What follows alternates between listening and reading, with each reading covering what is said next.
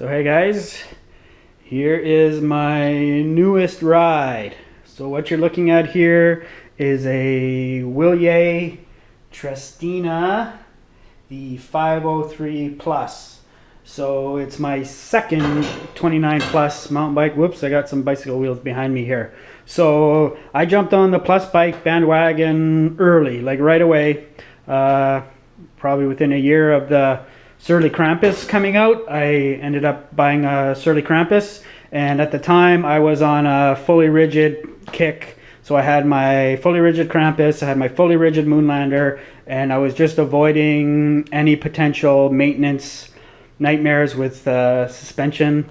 But I'm advancing in age, and our main trail system is extremely rooty and just getting more and more bumpy as it ages. So I found with the two rigid bikes that I had, I was basically going off-road less and less. Even on my Moonlander, which I had basically 5-inch tires on, it wasn't absolutely horrible to ride in there with it, but there were sections of routes where I really wasn't enjoying myself. So I bit the bullet and I got this Wilier. And yeah, why would I buy a Wilier? Well, let's just say it's the middle of summer here, the Canadian bike market. Most of the bikes I looked at were already sold out for the year. So we were digging deeper for options that my bike shop could get me. And then they pulled out the Wilier catalog, and we looked at this thing and I was like, wow, that's a freaking nice bike.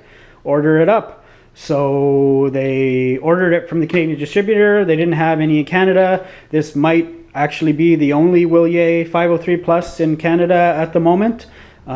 It's a pretty nice bike. So I traded in my Krampus. So this is my only 29 Plus bike now. I've traded in my Krampus. They gave me a decent amount of cash for it, considering I had put over 10,000 kilometers on it. So it paid for almost 40% of this bike, so that was good. And I've had it now for a week. I've put, I think, close to 10 hours on it, and I'm really liking it. So the one thing with the Krampus is it was a little bit old school in terms of the geometry and riding position. This is a much more modern design, so a modern trail geometry with a longer top tube, short stubby stem, relaxed angles, and of course full suspension. So this uses 29 Plus specific Magnum comp. They're 34 millimeter stanchions, so they're really beefy. It's 100 mil, so it's not got tons of travel, but they went with 100 mil because you do have the extra cush of 3-inch tires. So this is hydroformed aluminum. I don't know if you could tell from the video, but all the tubing here is really shaped, as opposed to being totally round.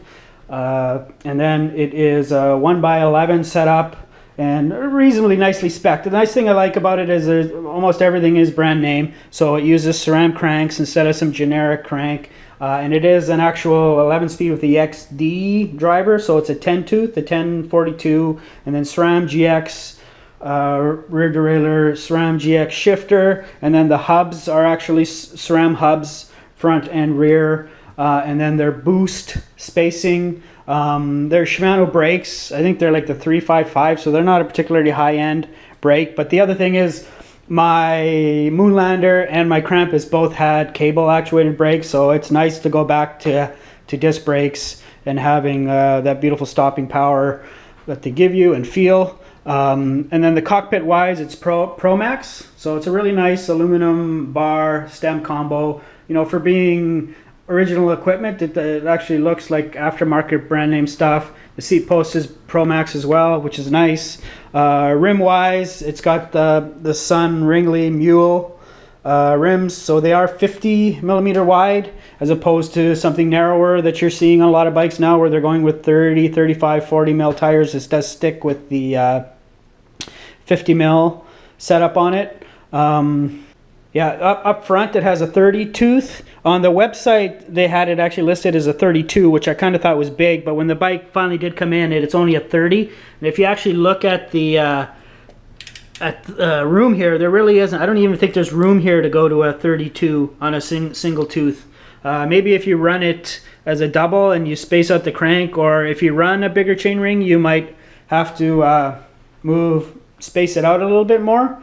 So the trail system that I bought it for, like I said, is really, really rooty, but it also has lots of short, steep climbs.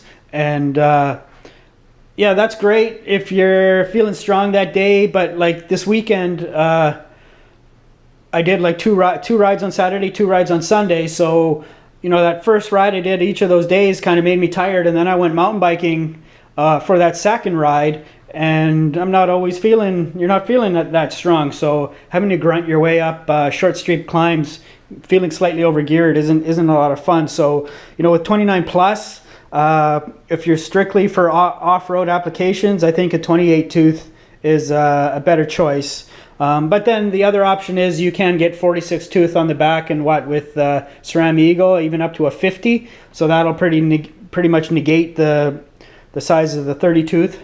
If there are cheaper 12-speed options in the next year or two, I might upgrade this bike to that. The nice thing about the 30 tooth is it does make the bike a little more versatile if you're going to use it as a gravel grinder.